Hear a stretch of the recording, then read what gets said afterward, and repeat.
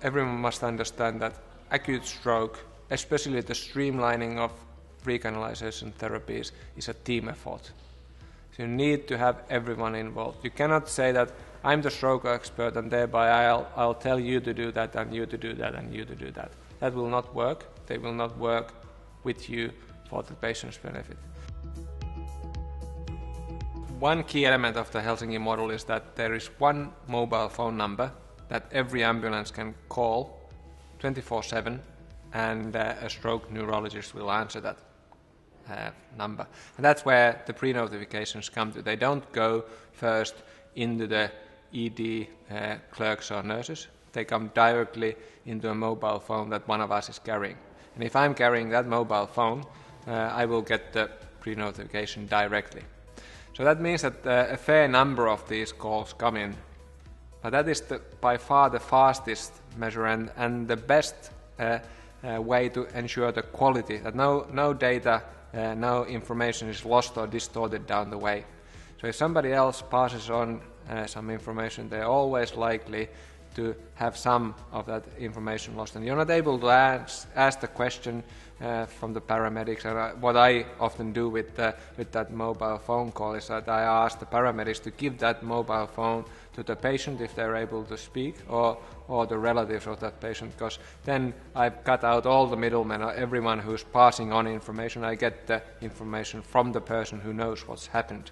And thereby, that is the most effective and most efficient way of communicating with the person that I need to communicate with.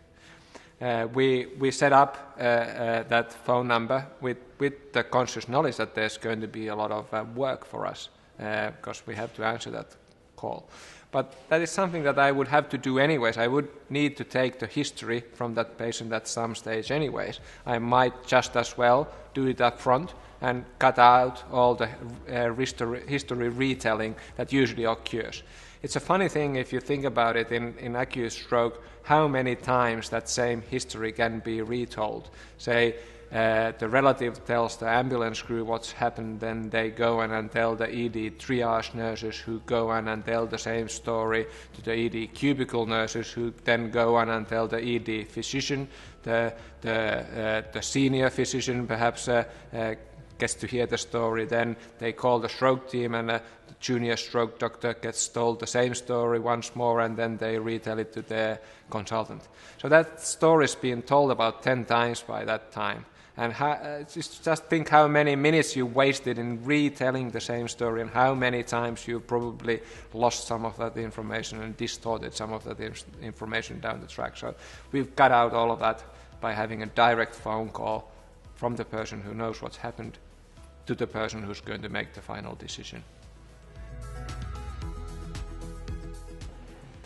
I would generally ask the ambulance crew to take the family members with them into the ambulance, to travel with the patient.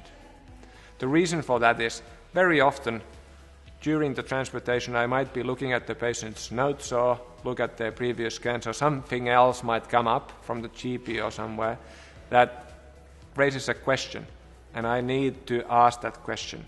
And if the patient is not able to communicate, as often is the case, I need to have somebody who will be able to answer that question, and usually that would be the family member. In Melbourne, we were not able to implement the same model. So the issue was that the ambulance crew in Melbourne were not legally allowed to take that mobile phone call and deliver it to the person who needed it. They needed to have everything on record. Everything needed to be recorded of the discussions that occurred from the ambulance to the hospital.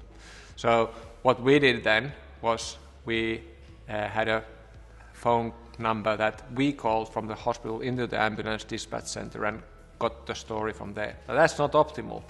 What we then did was from the ambulance dispatch center, we got the name of that patient or their relatives, and often the phone number also.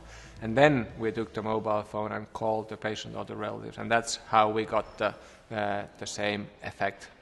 The transfer time can be used in many other aspects to good effect. So For example, in Helsinki and in Melbourne, the ambulance crew inserts the lines because the patient will need an IV line to be able to get the medication. They will take a fingerpick glucose test, because if you've got a glucose of 1.5 millimoles, that's most likely to explain the patient's symptoms, and probably that's not a real stroke then at all. So we need to know what the glucose is, because too low glucose can mimic a stroke. So they do both of those during transfer. They also often take a ECG, so we've got that ready when the patient arrived.